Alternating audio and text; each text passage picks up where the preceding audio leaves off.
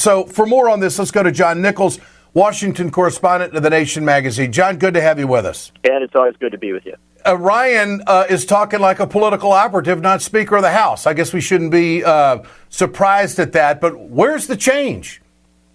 There is no change. Paul Ryan has always been Paul Ryan, and he always will be Paul Ryan. This is a guy who, when he got out of college, did not go, into the family business, although his family's got a good, solid construction business. He did not go into the private sector. He went straight to Washington. He became a congressional aide. He worked on Capitol Hill, and then he worked in right-wing think tanks. I mean, he has always been a political operative. And he has also always been somebody who knows exactly what he's going to do. This is important to understand. Paul Ryan isn't looking for any compromises. He isn't looking for any ways to make everybody happy. What he's looking for is the best way to deliver for Wall Street.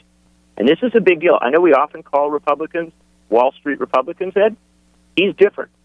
He is top to bottom, front to center, every way you want to look at this guy. He will always do what Wall Street, the investment banks, the big folks want. And so he's just looking for ways to, satisfy his campaign donors, be, on top of things in Congress and also politically. Okay. So what do the Democrats do? They hear Paul Ryan say, we're not going to do immigration because the president's circumvented the Congress, gone with executive orders, so we're not going to work with him. That's a hell of a place to start from. This is going to be more of the same. There's going to be a lot of heavy-handed operations taking place. There's going to be a lack of minority voices, although he's saying that there's going to be an open process of debate and everything else. It's a joke. This is window dressing, isn't it? Absolutely window dressing, and it's being done not for Congress, because nobody in Congress is going to be fooled by this, including some of the hard right Freedom Caucus types who are going to have real problems with Ryan, because sometimes those guys actually believe in things, and Ryan doesn't. Ryan just believes in advancing his political position. But this is being done entirely for the media.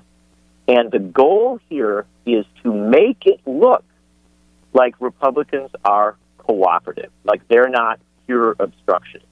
That's a very, very important political strategy for 2016.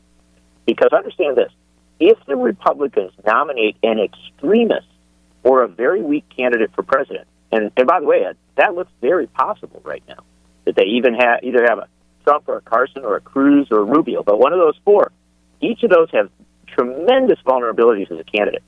If they've got a very vulnerable presidential candidate, they need to be able to say that the House and the Senate Republicans are responsible players, or they run the risk of getting kicked in the teeth by the voters. John, a story that's developed over the last couple of days is that Donald Trump says that super PACs are a scam, they're horrible. Of course, he speaks like a billionaire because he is one. He doesn't need any money or any organization to back him up. But isn't the question, so what are you going to do if you're president when it comes to super PACs? What are you going to do when it comes to Supreme Court justices if you're president? What about that? I mean, is Donald Trump really for reforming election law in this country? It'd be very interesting. He might be, and we don't know. We know so little about Trump. And we also know that he says things when he's got a problem. Yeah. If there's a super PAC coming after him, then he's against super PAC. So we don't really know where the there is with Trump. But I can tell you this. Donald Trump is doing something useful here. He is calling out the infrastructure of big money in politics and the way that it props up a very weak candidate. Yeah. No other Republicans doing that. This truly is the biggest separation between Trump and Republicans, you think?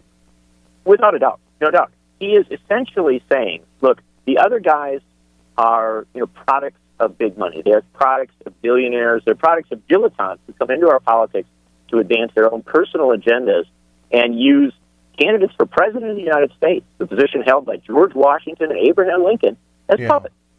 And Trump is saying he's different. I don't know that he's really different, but I can tell you that the president does have a lot of power in this regard. You really can do executive orders. I wish President Obama would do an executive order saying that federal contractors have to reveal their campaign contributions and have to reveal, what they do with super PACs and all these other groupings. There's things the president can do, and I want President Obama to do more. I want the next president to understand that and act in that way. I have my doubts about whether Trump really would. John Nichols, Washington correspondent of The Nation. Always great to visit. Thanks, my friend. Thank you, Ed. This is Ed Schultz, News and Commentary. Communication Workers of America, Alliance for American Manufacturing, BioGreen Clean, and the iSave team bring you this production. We're off to deer hunting for the weekend. We're back with you on Monday. Have a great one.